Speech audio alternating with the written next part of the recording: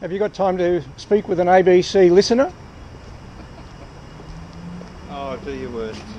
Go on. Mate, are you in favour or opposed to the legalisation of gay marriage?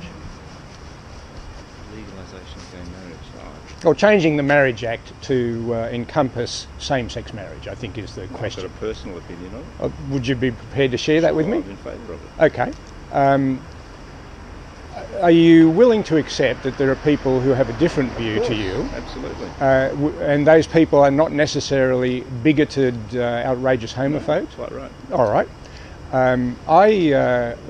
I support the notion of a plebiscite to resolve the question, because I have concerns that 150 politicians in the House of Reps and the Senate, additional people, can be lent upon by people in the media and people outside the... Were they lent upon to change the Marriage Act in the first place, well, to make it purely between men and women? That's a very good point. However, that was back in 2004, if I'm not mistaken. Does that sound right? Parliament felt it had the authority then to change the Marriage Act. Why not now? Well, of course, in those days it wasn't as perhaps controversial as it is now, and I appreciate that some people's views have changed. My view hasn't changed, but Sure. I support the notion of a plebiscite because this is kind of a basic social issue. Now, some people say that the cost of having the plebiscite is prohibitive and a senseless waste of money.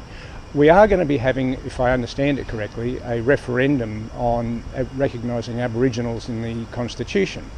Are you in favour of us going down that route? Yes, I am. Okay. Now, that's going to cost some money too.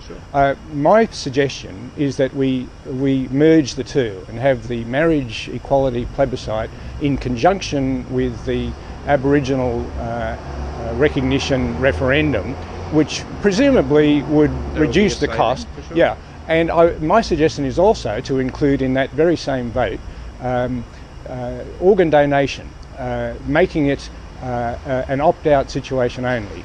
All citizens are presumed to be prepared to have their organs donated in the appropriate circumstances, unless they opt out. So that would reduce the cost somewhat further. It sounds like you have a plan. And euthanasia. I think that question should be included in this omnibus vote. I think the conventional wisdom is, though, the more complex you make these things, the less opportunity, the less chance there is that any of them will pass. But even so, well, that may be a valid point, and I'm willing to discuss that sort of thing. But I'm very much in favour, in many circumstances, of letting people, the people at large, have a say in these social issues. Now, the question of do we go to war? Do we respond to urgent situations?